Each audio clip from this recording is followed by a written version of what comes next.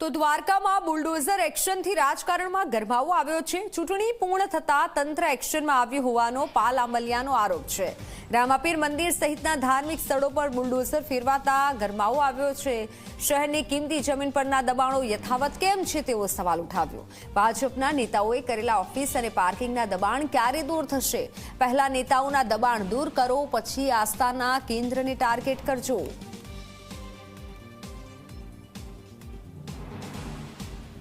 માત્ર લોકોના ધાર્મિક સ્થળો એ રામદેવ પીરનું મંદિર હોય કે ક્યાંક દરગાહ હોય એ જ કેમ દેખાય છે?